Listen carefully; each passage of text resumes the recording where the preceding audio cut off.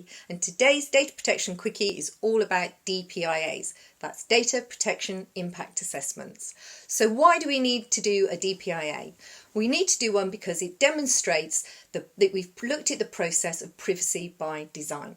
It considers how data is being processed from the moment that you've captured it to the moment that you then dispose of it. And it follows a whole cycle through from collection to deletion. So why do you need to do a DPIA? Well, you need to do a DPIA because as you are documenting how this data is moving through this new cycle that it's going through, you will be able to spot areas where you are not as compliant as you should be. And this will give you the opportunity to address those and put some risk mitigations in. Now, also, it will give you the opportunity to check that you have done everything you can to keep that data secure. It's also a great tool for proving to the ICO or any other auditor that might need to see it that you have taken privacy by design into account.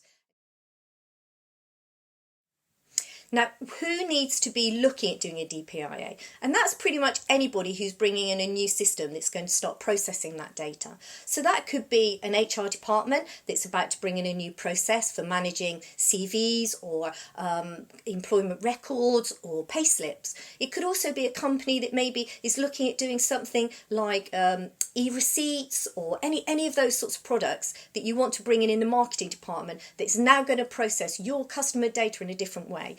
That should go through a DPIA. Documenting your DPIA is the next thing to think about, and how are you going to do that?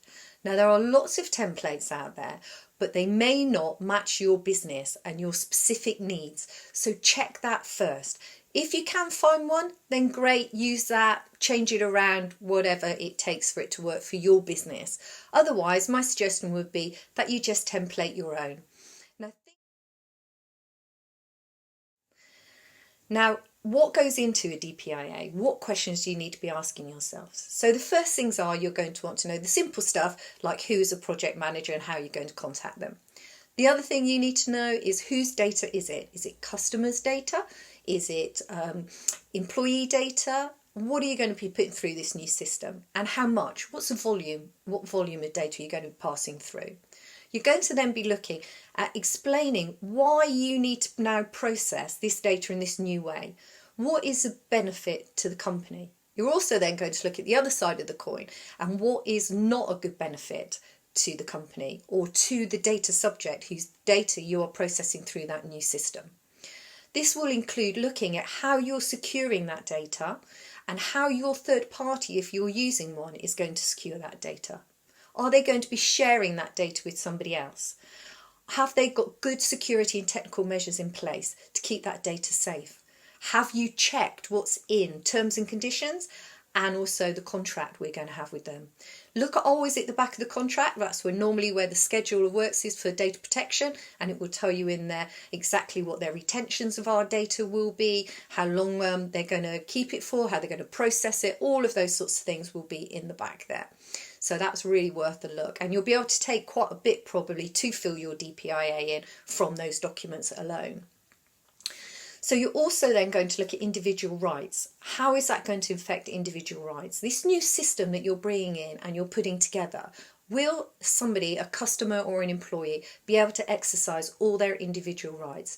Will they be able to ask for a copy of that data? Will they be able to rectify that data? And will they be able to erase that data at any time? So these are all the things you're going to be thinking about that need to be going into your DPIA.